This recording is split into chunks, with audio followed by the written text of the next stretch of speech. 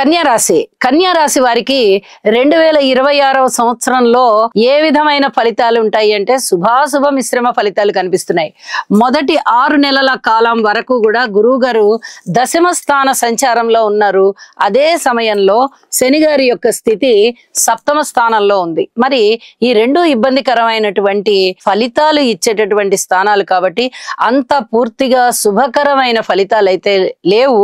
ఇక్కడ తప్పనిసరిగా గురువు గారికి శని గారికి స్తోత్ర పారాయణాలు చేసుకోండి. శని గారికి తైలాభిషేకం చేసుకోవాల్సిందిగా సూచన, గురువు గారికి అభిషేకం చేయించవలసిందిగా సూచన చేస్తున్నాను.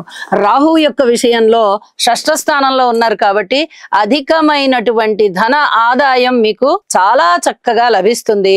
అలాగే దాన ధర్మాలు, విరాళాలు ఇలాంటివన్నీ కూడా, అన్నదానాలు ఇలాంటివన్నీ కూడా చాలా బాగా చేస్తారు. పుణ్యం మీ ఖాతాలో చాలా విరివిగా పడిపోతుంది. అయితే ధనానికి చిన్నపాటి ఇబ్బందులు అయితే ఉంటాయి. అవి ఎప్పుడు తగ్గుతాయి అంటే జూన్ 1వ తేదీ కర్కాటక రాశిలోకి గురువు గారి యొక్క సంచారం ఎప్పుడైతే జరుగుతోందో అప్పటి నుంచి లాభస్థానంలో గురువు గారు కాబట్టి చాలా అద్భుతమైన ఫలితాలు ఉండబోతున్నాయి. గురువు గారి వల్ల లాభాలే, రాహు గారి వల్ల లాభాలే.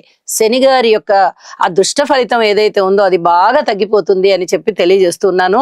గురు రాహుల యొక్క స్థితి సంచార ఫలితం కారణంగా మీకు ఎక్కువగానే ధనం అనేది లబ్ధి కలుగుతూ ఉంటుంది. శని గారి వల్ల కొంత ఆ ధనానికి ఎక్కువగా ఖర్చు అనేది కూడా జరుగుతూ ఉంటుంది.